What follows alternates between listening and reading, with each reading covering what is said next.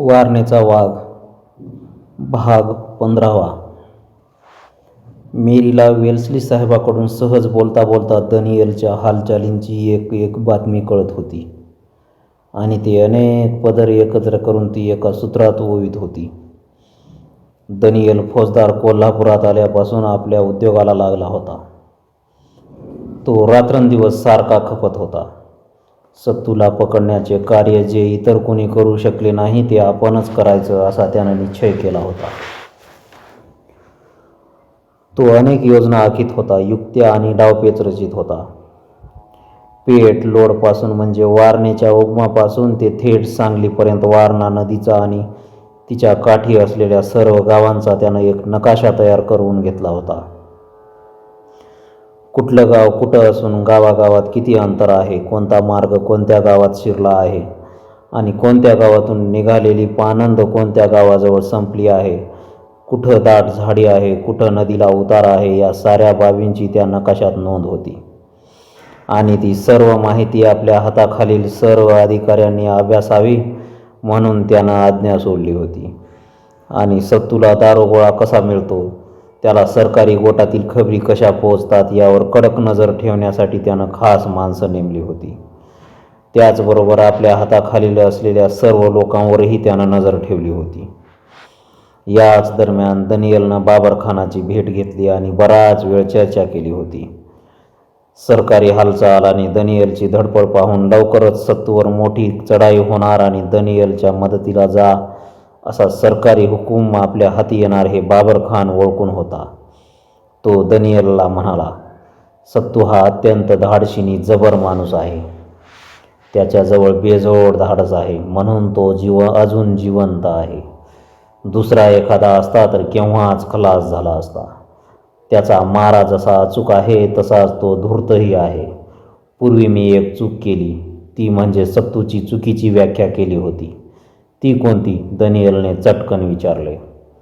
डोकं आणि काळीज नसलेला प्राणी म्हणजे सत्तू असं मी समजत असे, बाबरखान उत्तरला.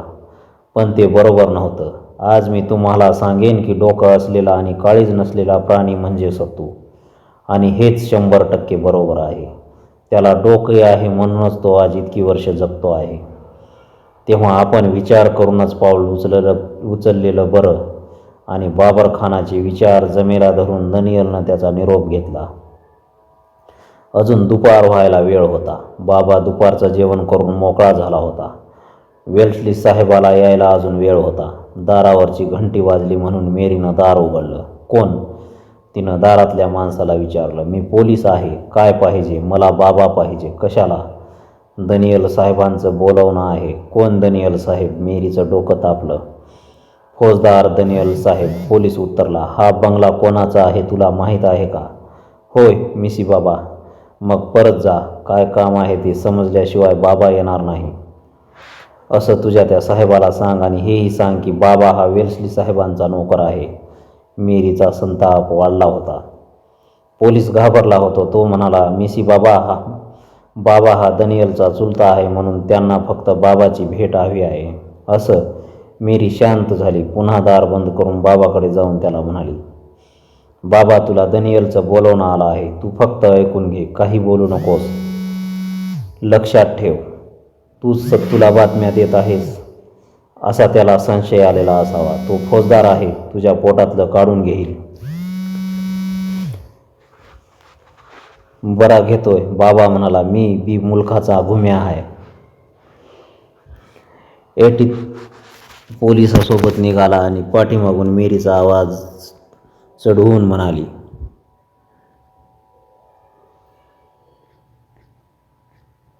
बाबा लवकर ये, दुपारची तोफ व्हायच्या आत तू आला पाहिजेस. बाबा दनियलच्या बंगल्यावर पोहोचला. त्याचवेळी रॉबर्ट साहेब दनियलच्या बंगल्यातून बाहेर पडला. दोघांची फाटकातच भेट झाली. बाबानं बाजू देऊन रॉबर्टला सलाम ठोकला आणि बंगल्यात मुरकंड दिली. त्याला पाहून दनियलला फारच आनंद झाला. बाबाला एका कोचावर बसवून तो म्हणाला, बाबा नाना हे काही बरं नाही. मी इथं आलो त्या दिवशी तू मला रस्त्यात भेटलास. त्यानंतर इकडं फिरकलास पण नाही. तू वेल्सली साहेबाचा नोकर असलास तरी माझा चुलता आहेस. हे घर तुझ्यासाठी सदैव उघडं आहे. भलतंच, आपण का कोणी परका आहोत? बाबा म्हणाला. पर काय करू? वेल्सली साहेबाचा दांडका कारभार आहे बघ. मला एक गाढवाचं काम असतं या. बाजार करायचा, मांस कोंबड्या आणायच्या, ते उलथापालथ करायचं, मेज घालायचं, ह्यातच माझा दिवस जातो. डोसकं खाजवायला मला सवड मिळत नाही. आता इकडे येताना मीराबाईनं दम भरलाय की तोप उडायच्या आधी बंगल्यावर ये म्हणून. ते काहीही असो बाबा नाना, तू 1-2 दिवसांनी मला भेटत जा. दनियल कळवळून म्हणाला. मी इथं एकटा आहे. जवळचं माणूस असं इथं कोणी नाही. येऊन जाऊन एकटा तू आहेस. तू भेटलास की तेवढंच बरं वाटतं. तर खरंच की.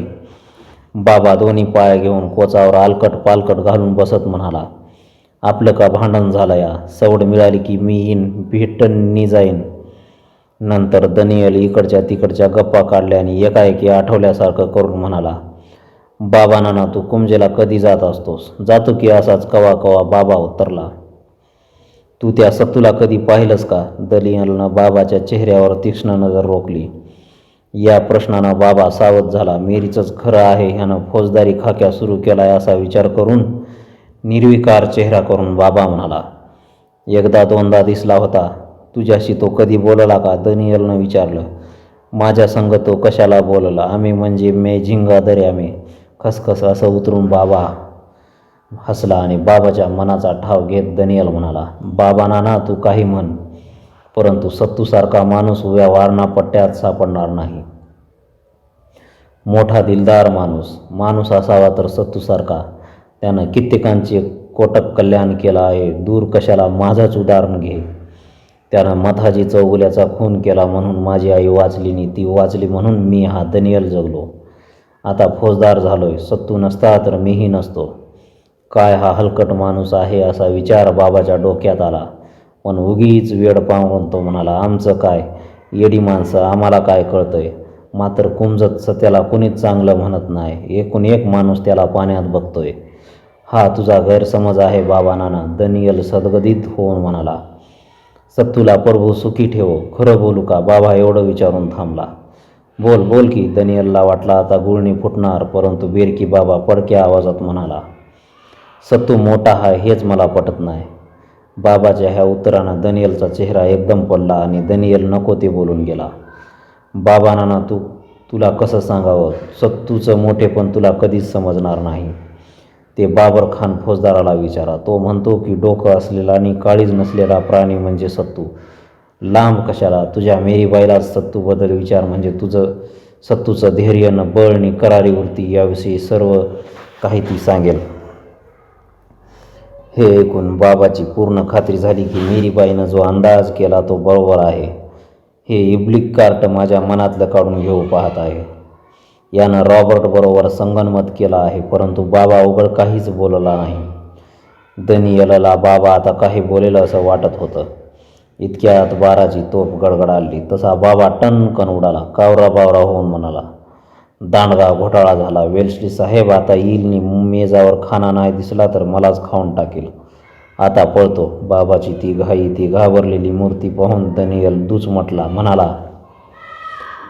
बरं जा, पण उद्या दुपारी ये, वाट पाहीन. बरा हाय येईन असं म्हणून बाबानं पळ काढला.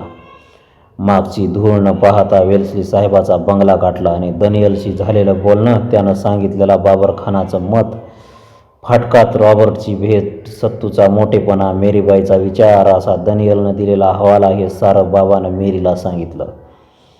ते ऐकून मेरी विचारमग्न झाली. रॉबर्ट, बाबरखान, दनियल हे एक झाले असून सत्तूला मी आणि बाबा आम्हीच बातम्या पुरवतो असा दनियलचा समज झाला आहे, यात संशय नाही. हा दनियल महाधूर्त आणि रॉबर्टची मदत आहे. लवकरच दनियल सत्तूवर मोठी चढाई करणार हे निर्विवाद. यावेळी जर सत्तू बेसावध राहिला तर मोठा घात होणार आहे असा विचार करून मेरी दनियलच्या प्रत्येक हालचालीचा व शब्दांचा अर्थ लावून पुढे काय घडणार आहे याचा कयास बांधू लागली. आता लवकरच सत्तूला कठीण दिवस येणार या विचारानं ती चिंतातूर झाली. दुपारी वेल्सली साहेब येऊन जेवून गेला. आज वेल्सली साहेबांचा वाढदिवस होता. बापाचा वाढदिवस मोठ्या थाटात साजरा करायचा असं तिनं बेत केला होता. बड्या बड्या साहेब लोकांची यादी करून तिनं सर्वांना खाना द्यायचं ठरवलं होतं. आणि सर्वांना खाण्यासाठी निमंत्रणही पाठवली होती. हळूहळू एक वस्तू येऊ लागली. प्रथम मुलाने आला, त्यानं मटणाचं ओझं आणून टाकलं. नंतर कोंबड्या आल्या, मग दारूच्या बाटल्यांची मोठी पेटी आली आणि बाबा कामाला लागला. मेरी त्याला मदत करू लागली. एक एक पदार्थ तयार होऊ लागला. मध्येच बाबानं दारूच्या बाटल्यांची पेटी उघडली आणि मेरीची नजर चुकून एक बाटली काढून दडवून ठेवली. नंतर मेरी जरा बाहेर गेली असता बाबानं एक ग्लास पोटात रिचवला आणि मग सगळ्या कोंबड्यांची कत्तल करून रिकामा झाला. दिवस मावळाच्या आत सर्व स्वयंपाक करून मेज घालून आणि त्यावर दारूच्या बाटल्या ओळीनं मांडून ठेवून बाबानं बैठक मारली. मेरीला बाबाची दया आली. तिनं एक बाटली बाबाला दिली. बाबानं पुन्हा थोडी हाणली. मेरी विचार करून म्हणाली, बाबा, आज रात्रीचं जेवण झालं? सर्व साहेब लोक निघून गेले की तू कुंजेला जायचंस? अहो पर कशाला? बाबानं विचारलं आणि नंतर सांगेन असं म्हणून मेरी दुसऱ्या खोलीत निघून गेली आणि रात्री आपण कोणता पोशाख करायचा याची ती निवड करू लागली. संध्याकाळ झाली. निमंत्रण पाहुणे वेळेच्या आधीच येऊन दाखल झाले. सजवलेल्या बंगल्यात गर्दी वाढू लागली. शृंगारलेल्या बागेत पाहुण्यांची टोळकी येऊन बसली. काही बागेत भटकू लागली. काही जोडपी हसत खिदळत एकमेकांच्या कानात कुजबुजू लागली. बाबांच्या हाताखाली तात्पुरते 8 नोकर नेमलेले होते. शिवाय त्या सर्वांवर मेरीची नजर होती. नोकर धावून पाहुण्यांना खाण्यापिण्याचे पदार्थ पुरवित होते. वेल्स्ली साहेब ऐटबाज पोशाख करून आलेल्या पाहुण्यांचे स्वागत करीत होता. प्रत्येकाच्या हातात हात देऊन त्यांनी केलेल्या अभिवादनाचं मानेनं स्वीकार करीत होता. मेरीच्या शांत शृंगाराला तर तुलनाच नव्हती. आपल्या स्वरूपाला साजेल असाच तिनं आगळा पोशाख केला होता. सौंदर्य आणि साज यांची मेरीच्या सुंदर देहावर स्पर्धाच लागली होती. तिला पाहून तरुण पाहुणं बावचळले होते आणि अनेक तरुणींना तिचा हेवा वाटत होता. त्या गर्दीत रॉबर्ट एकदाच रेंगाळत होता. जिकडे मेरी जाईल तिकडे तो सरकत होता. मेरीची धांदल उडालेली होती. भराभर इकडून तिकडे जात येत होती. एके ठिकाणी रॉबर्टनं गचकन तिला अडवलं. तिचा हात हातात घेऊन हळूच दाबला. मेरीने तिकडे लक्षच दिले नाही. कृत्रिम हास्य करून ती पुढे गेली. नंतर बाबाला एका बाजूला घेऊन ती म्हणाली, बाबा, आता घाई कर, पाहुणा जाऊ दे, मग तू आपली तयारी कर. चांदणी रात्र आहे. बाबानं मुंडी डोलावून होकार दिला आणि तो कामाला लागला. दारूच्या बाटल्यांची बुचं उचकटली. प्याले रिते झाले. पोटात दारू डचमळू लागली. सभ्यने शांत स्वभावाची ती माणसं आवाज चढवून बोलू लागली. त्यांचा तोल जाऊन लागला. जिभा जड झाल्या. मध्येच एक मोठा अधिकारी उठला. त्याला पाहून सर्वत्र शांतता पसरली.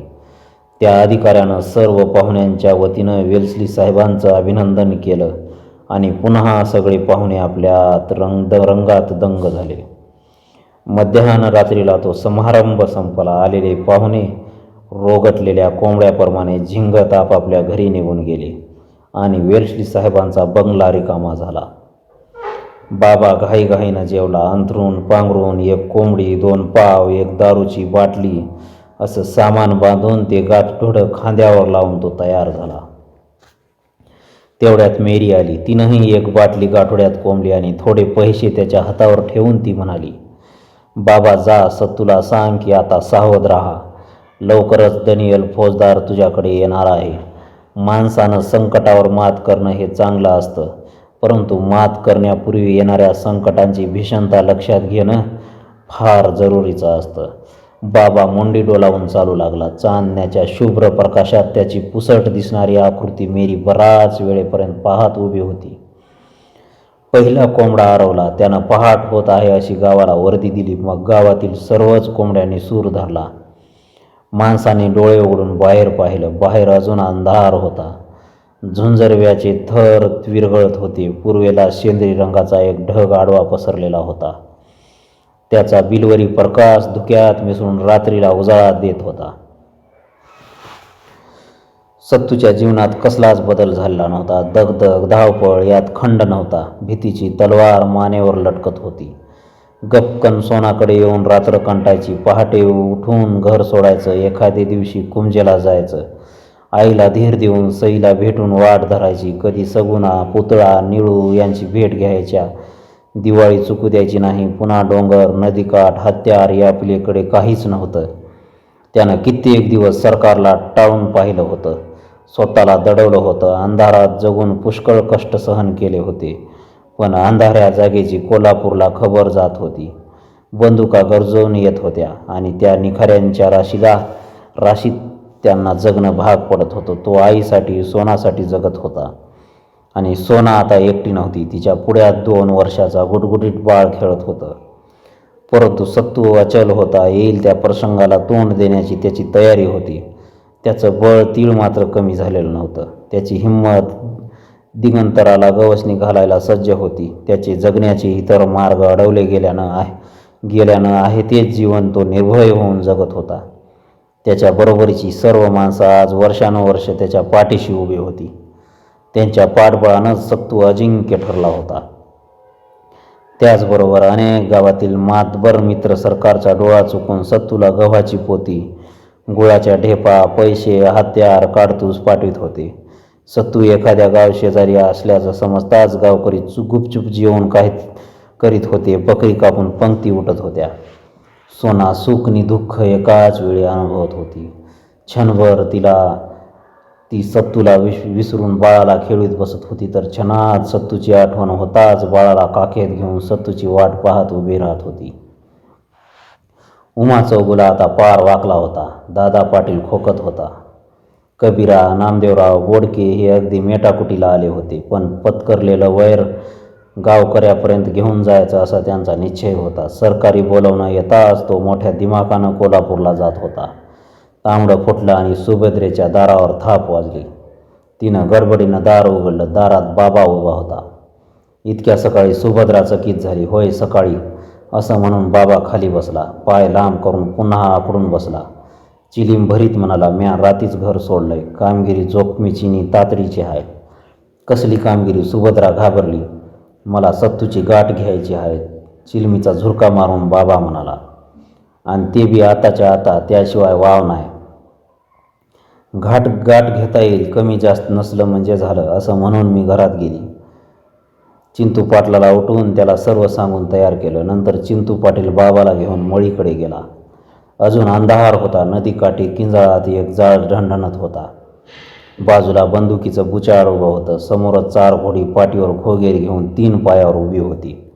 सर्व लोक उठलेले होते. काहींनी आंघोळ करून देवाची पूजा आरंभली होती. सत्तू पहिल्या कोंबड्याला गावातून आलेला होता. तो आंघोळ करून जाळाजवळ बसला होता. आनंदा पाटील आंघोळ करून आला. कपडे करून तो विखुरलेल्या सगळ्या लोकांच्या न्याहारीची सोय करण्यासाठी घोड्यावर बसून निघून गेला. पंढरी मांगानं आंघोळ केली. ओंजळभर पाणी खंडोबाच्या नावानं उधळलं आणि वाळवंटीवर येऊन तो उजव्या तळहातावर डाव्या अंगठ्यानं गांजा मळू लागला. तो दमानं गांजा रगडीत होता. पुढं येणारी टाळू हळूच मागं टाकीत होता. बाजूला मळू महार बसलेला होता. तो पंढरीचा गांजा कधी तयार होतोय याची वाट पाहत होता. इतक्यात बाबाला घेऊन चिंतू पाटील आला. सत्तूनं चटकन उठून बाबाला मिठी मारली. म्हणाला, बाबा कसा आलास? कसा म्हणजे पायाना गा आणि ही चाकरी हाय नवं? बाबा म्हणाला आणि सत्तूनं हसून विचारलं, ते खरं आहे, पण रात्रीचा चाललास कसा? मी कसाला चालतोय? मला अक्काबाईनं चालवलं, बाबा उत्तरला. सत्तूला काहीच समजलं नाही. चिंतू पाटील निरोप घेऊन निघून गेल्यावर सत्तू बाबाला घेऊन एका बाजूला बसला आणि विचार करू लागला. बाबा, सरळ सांग की कसा आलास? ह्यो बघा, रात्री वेल्सली साहेबांकडं जंगी खाना होता. खाना म्हणजे कोंबडी, बकरी आणि अक्काबाई म्हणजे दारू. म्या खाना वाढता 4 दराम पोटात ओतली व एक अख्खं कोंबडं दडपलं. मग मात्र माझं डोसकं कामातनं गेलं. तेवढ्यात मेरीबाई आली. म्हणाली, बाबा, सर्व साहेब गेली की तू कुंजला जायची तयारी कर. कुंजला? आणि ते कशाला? सत्तूनं मध्येच विचारलं. कशाला तेच सांगाय आलोय मी, बाबा म्हणाला. पर आधी कसा आलो ते ऐका की. बरं सांग, सत्तू म्हणाला. मग सारी साहेब तर्का बितर झाली. बाबा सांगू लागला. नांग्या मोडलेल्या खेकड्यागत तिरपी चालत गेली. वेलश्री साहेब हत्तीखान्यात हत्ती झुलावा तसा झुलत बसला. माझी तयारी झाली. 1 कोंबडं, 2 बाटल्या, 2 पाव घेऊन मी वाट धरली. एक घोट घेत नांदगावात कसा आलो तेच मला कळलं नाही. बाबा गंभीर झाला. विचार करून म्हणाला, मामला वाईच कठीण आहे. मेरीबाईनं सांगितलं की जपून असावं. लवकरच सईचा दनियल तुमच्यावर चालून येणार आहे, असं सांगून बाबानं कोल्हापुरात दनियलनं चालवलेली तयारी आणि त्याच्या सर्व हालचाली सत्तूच्या कानावर घातल्या. ते ऐकून सत्तू विचार करू लागला आणि बाबा उठून पंढरीकडे गेला. खांद्याचं गाठोडं काढून मांडीवर घेऊन पंढरीची टाळू किती लांब असेल याचा विचार करू लागला. डोक्यावरचं पागोटं काढून डोकं कराकर खाजवीत तो हळूच म्हणाला, पाहुणं, मी कुंजचा बाबा महार आहे, ते का सांगावं लागतंय, असं म्हणून पंढरीनं आपल्या मिशा चापून चोपून बसवल्या. खंडोबाचं नाव घेऊन चिलीम कपाळाला लावली आणि एक जोरदार झुरका मारून चिलीम बाबाकडे दिली. बाबानं चिलीम घेऊन आपल्या मिशा उजरल्या आणि हळूच विचारलं, ही अक्काबाईची चिलीम आहे नव्ह? छा, अक्काबाई कुठली, ही अंबाबाई आहे, मारा झुरका, असं म्हणून पंढरीनं टाळूची गाठ मारली. बाबानं अंगावरून दम मारला. सर्व धूर गिळून तो म्हणाला, नवं बरं, ही अंबाबाई नव्ह, ही अक्काबाईच आहे. बाबानं दारुनी गांजा यांना अक्काबाई हे नाव दिलेलं होतं. थोड्या वेळानं बाबाला गुंगी आली. तो पंढरीनी मळू यांच्यात मिसळला. त्याचं डोकं बधीर झालं, डोळे तारवटले आणि ते पाहून पंढरी किलकिले करून हसत म्हणाला, काय कुमजकर, कसा आहे अंबाबाईचा झटका. मग बाबा रंगात आला. त्यानं आपल्या गाठोड्यात हात घातला. नेमकी अर्धी बाटली बाहेर काढली. भरलेली सुखरूप असल्याची खात्री करून घेतली. ती भली मोठी बाटली पाहून पंढरीनी मळू एकमेकाकडे पाहू लागले. पंढरी म्हणाला, ही कोण म्हणायची, ही अक्काबाई नवं नि अंबाबाई बी नवं, ही आहे साहेबाची साडेसाती. बाबा गुरमीत म्हणाला. त्यानं एक तांब्या घेऊन आदमासानं मळू आणि पंढरी यांना दारू दिली. मग उरलेली आपण ठोकून तो चिलीम ओढू लागला. गांजानं धुंद झालेल्या पंढरीला दारू एकदम चढली. तो हळूच उठून उभा राहिला आणि पहिलवानाप्रमाणे छाती काढून दंड ठोकू लागला. सर्व लोक पाहू लागले. तो पंढरी उठबशा काढू लागला. त्याच्या टाळूची गाठ सुटलीनी तो अस्वलासारखा गुरगुरू लागला. सर्व लोक हसू लागले. बाबा मिश्किल हसत हळूच म्हणाला, काय देवा, कसा आहे साहेबाच्या साडेसातीचा हिसका. एवढ्यात न्याहारी आली. आमटी, भाकरी, झुणका, कांदे, चटणी घेऊन 4-5 माणसं आली. पंगत बसली. बाबाही पंक्तीला बसून जेवला. पाणी प्याला. मग सत्तूला हात जोडून म्हणाला, सरकार, मला परवानगी देता? नाही, तुला मी सोडणार नाही, सत्तू म्हणाला. आणि बाबा घाबरून म्हणाला, माझ्या गरिबावर कसलं गिरमीट काढलंय, तो खरंच भ्यायला होता. सत्तू कळवळला, बाबा तू मला भीतोस? सत्तू म्हणाला, बाबा तू माणूस नसून देव आहेस. तू रात्रीचा दिवस करून आमच्या जीवासाठी आलास. तुझे उपकार आम्ही कुठं फेडणार. तू दमला असशील, थोडा विसावा घे, दुपारी जेव आणि मग जा. इथं कशाचीही भीती बाळगू नकोस. हत कशाची भीती आहे, हत बंदुकाने कुऱ्हाडी आहे ती, असं म्हणून बाबा हसला आणि एका झाडाखाली जाऊन झोपला. दुपारी मटणाच्या पराती, कण्णाचे हंडे, चपात्या, भात, लिंब, कांदे असं सुंदर जेवण आलं. पुन्हा पंगत बसली. बाबा तोंडात एक हाडक घेऊन म्हणाला, मंडळी, याला म्हणायचं वाघाचा खाना. वाघ का कुठं गवत खातो. हे ऐकून सर्वजण हसून लागले. बाबा जेवून निघाला. सत्तू त्याला निरोप देण्यासाठी बराच दूरवर गेला होता. बाबा, तू आणि मेरीबाई. सत्तू म्हणाला, तुम्ही माझ्यासाठी किती कष्ट करता ते पाहून मला मेल्यासारखं वाटतं. भोसलं. बाबा खिन्न सुरात म्हणाला, मी दुबळा माणूस आहे, मी एवढंच करणार, दुसरं माझ्यानं काय होणार आहे. मी आणि मेरीबाई आम्ही कोल्हापुरात असतो, पर आमचा जीव इकडं मळीला घुटमळत असतो. बाबाचे डोळे पाण्यानं भरले. सत्तू निश्वास टाकून म्हणाला, बाबा, मेरीबाईला सांग की एकदा भेटावं असं फार वाटतंय. आपल्या भेटीनं या धगधगत्या जीवनात चांदणं फुलेल.